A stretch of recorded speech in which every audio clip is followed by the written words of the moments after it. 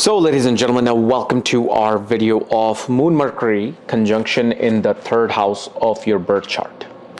As in what happens when Moon and Mercury are in the third house. And as always, if you do not know if you have this particular conjunction, what sign it's in, what nakshatra it's in, all your astrological details, for that check out the links here, check out my full astrological report, include my books, consultations, and link to my academy, Vedic Astrology Academy, where I'm actually uploading on my KRS vlogs, videos on intimacy and all that. So uncensored vlogs.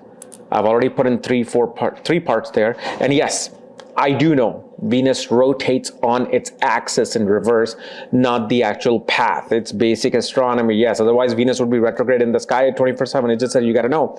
When I'm teaching, when I'm talking about, a lot of things, sometimes my brain goes faster than what I'm showing.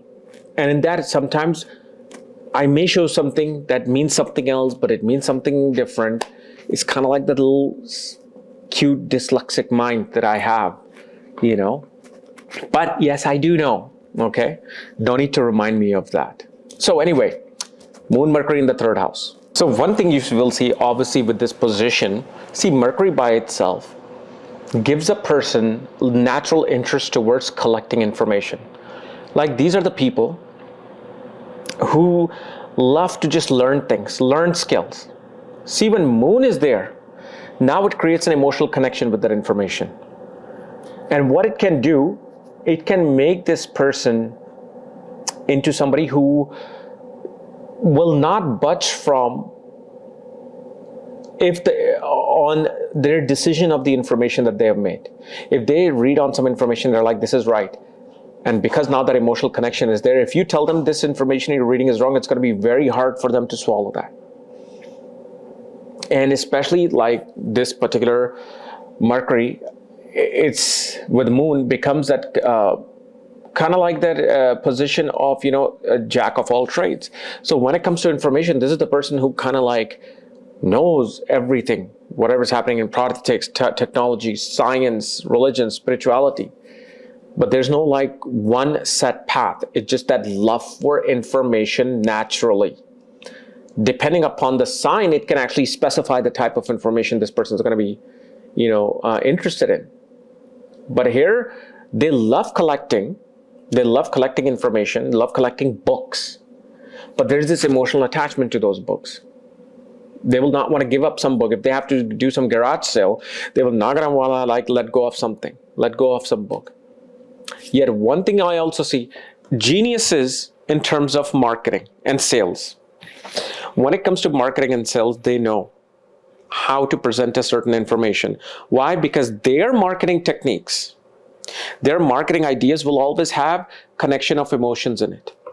They know how this particular group of people, how they're going to be emotionally connected with this particular thing. Why? Because I myself have experienced it. I myself have observed it. So they do very well, in any kind of, even if somebody's is a pharmacist, and if they switch their career to pharmaceutical sales, they'll be great at it. But now, on the other hand also, this person is very, very emotionally attached to their title as well, their name. They always want their name to be present at places. If, let's say, there's some program, right? You're going to some auditorium for some program of community people. And they will always make sure that, hey, my name is showing up in here. The name becomes very important because Mercury is name. Again, Moon brings that emotional connection with it. So especially they're also very fond of titles. Titles like doctor, PhD, Juris Doctor, JD. They love to present themselves with certain type of title, CEO, CFO, Vice President. They always want a job. They always want work where they can achieve some kind of a title. That can give them enhancement to their name. And yes, they emotionally have an outburst if you misspell their name. You mispronounce their name. And because third house is writing, They become great at writing, especially if Mars is involved. They become great technical writers. If they have Saturn aspect on that, they become very economical or political writers. Jupiter can represent classical writers. Now, it doesn't mean that it's going to become their profession. It's just that their interest is there. Because of that interest of learning, reading comes into play. And usually you will see mother would be a great salesperson. Mother would do a lot of traveling for their job and their work. And this is where, because moon is involved, this person they will have some kind of emotional issues either with the mother or father. Usually it can create with the father if even one malefic impact is there of Saturn, Rahu, Mars, Gulika, Mandi here. Because remember, Mercury and moon do not get along, because Mercury is the illegitimate child of the moon, and Mercury felt betrayed, in life. So whenever Mercury and moon are together, person feels scattered. Like I said, this person will learn all the information, but they can never just be an expert on one particular thing. And they'll be stuck on small little things in life than the big picture. Like, hey, what's my name here? Is my name spelled wrong? Am I getting this particular vice president title or CEO title, instead of like, okay, am I doing the right work or job? So again, the mind is scattered there, and mind is extremely busy constantly.